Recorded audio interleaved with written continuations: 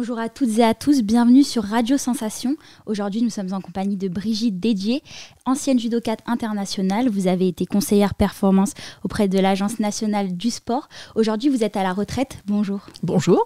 Vous avez commencé le judo à 14 ans, sous la tutelle de Jean-Claude Cabane. Comment est née cette passion pour le judo ? Alors cette passion, elle est née plutôt par hasard, il faut l'avouer.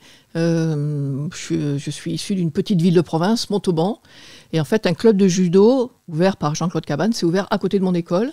Et on a décidé, tout le petit groupe de copains et copines de l'époque, à 14 ans, on est tous allés en même temps dans ce club.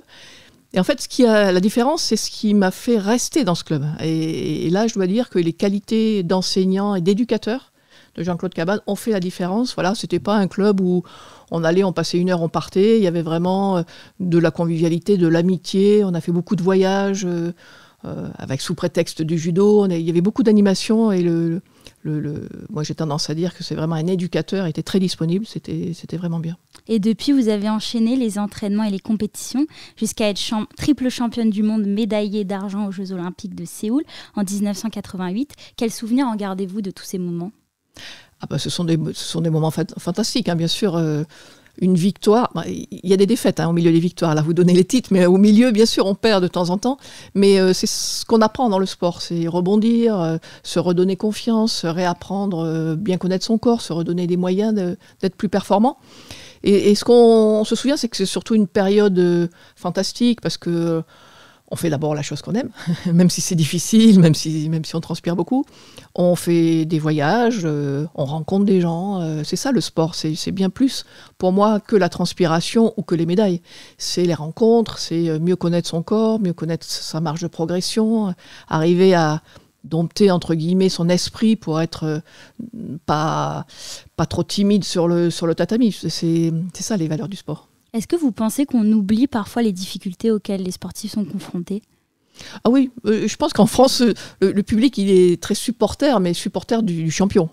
Dès qu'on perd, dès qu'on est un peu en difficulté, on sent un petit trou dans les supporters. Non, on oublie, mais bon, c'est pas grave, on sait bien, quand on est sportif de haut niveau, d'abord la concurrence est très forte en France, le niveau du sport est très bon, il y a beaucoup de moyens sur le sport de haut niveau, donc la concurrence est forte, et quand on n'est pas là, c'est qu'il y en a un ou une qui est passé devant nous. Donc, on a toujours un entourage proche, la famille, le club, les amis, voilà, c'est ça qui sert de rempart un peu au désarroi que peuvent amener les défaites.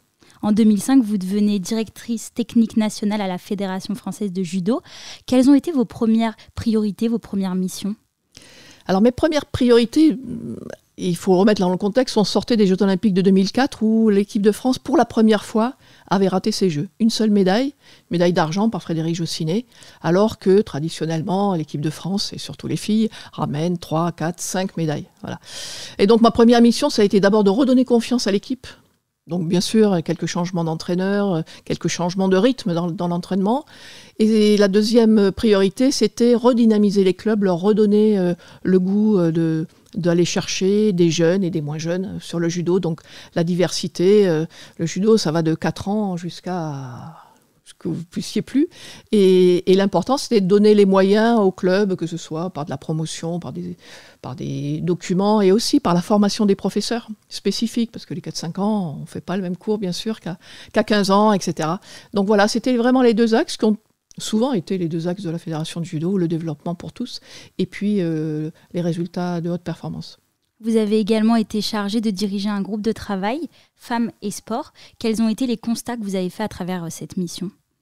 Alors ce rapport que l'on a remis en 2004, effectivement, à Jean-François Lamour, le ministre du moment des Sports, il préconisait des mesures qui ont été mises en place, certaines, pour essayer d'aller vers l'égalité ou la parité dans le sport, et aussi dans le sport en tant que pratique, mais dans le sport aussi en tant que fonction de dirigeante. Encore aujourd'hui, il y a une différence. Dans les fonctions de dirigeants, il y a souvent beaucoup de présidents et peu de présidentes. Présidents de fédération, dans toutes les fédérations, à peu près 90 fédérations en France, il doit y avoir 3-4 présidentes.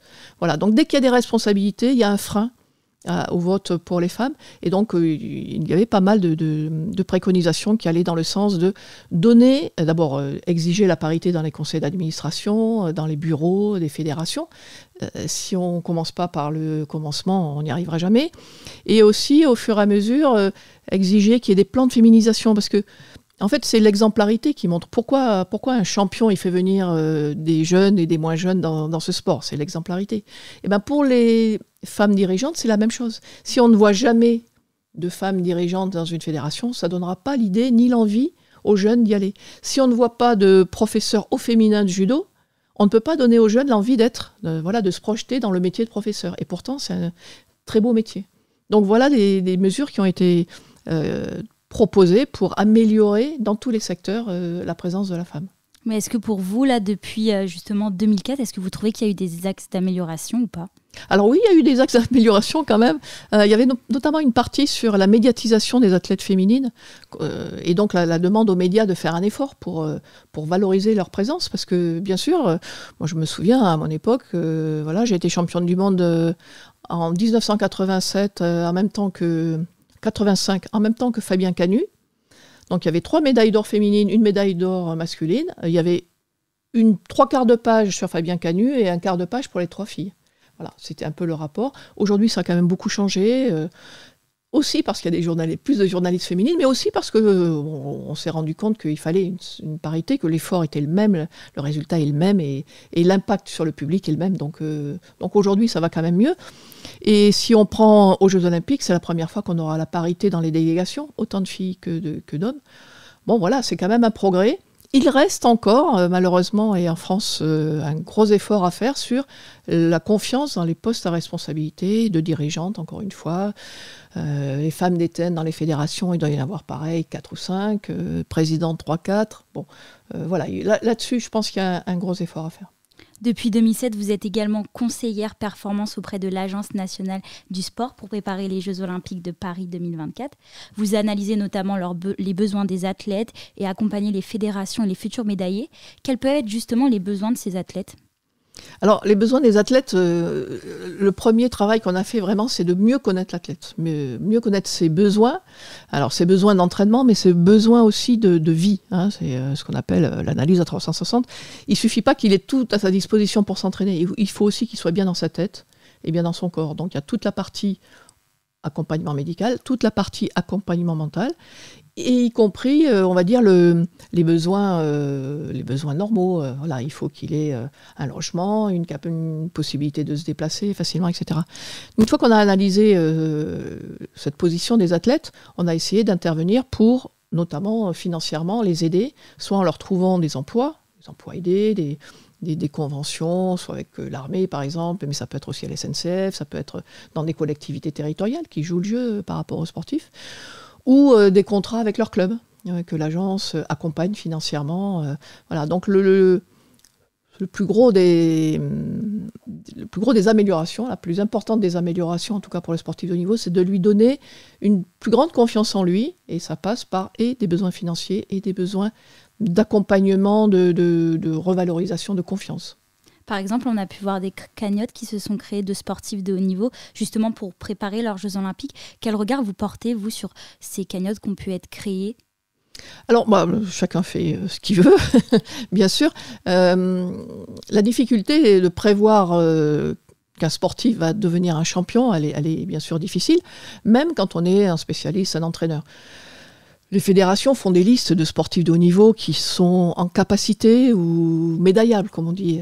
Bien sûr, et c'est ceux-là qui sont particulièrement aidés par les fédérations et par l'Agence nationale du sport. Alors on peut parfois oublier, se rater sur un an ou deux, et donc tant mieux s'ils font accompagner certains par des cagnottes, mais globalement, les sportifs aujourd'hui, et l'Agence nationale du sport a sorti des chiffres, puisqu'un sportif qui est dans la liste des médaillables, il doit gagner 45 000 € par an, minimum. Et un sportif de la délégation, donc quel qu'il soit, même, parce que tous ne seront pas médaillés malheureusement pour eux, doit être au minimum à 15 000 € par an. Voilà. Donc oui, on ne fait pas du sport pour gagner, le minimum, c'est pas pour gagner de l'argent, c'est pour vivre et pour être en capacité de s'entraîner correctement. Merci Brigitte Dédier d'avoir été avec nous sur Sensation. Je rappelle que vous êtes une ancienne judokate et porteuse de la flamme en Ile-de-France. Pour plus d'informations, on peut vous retrouver sur vos différents réseaux sociaux. Et cette ITV a été enregistrée en partenariat avec l'ISCPA de Paris. Et vous pouvez revoir ou réécouter cette émission. Rendez-vous sur l'application ou le site internet Radio Sensation.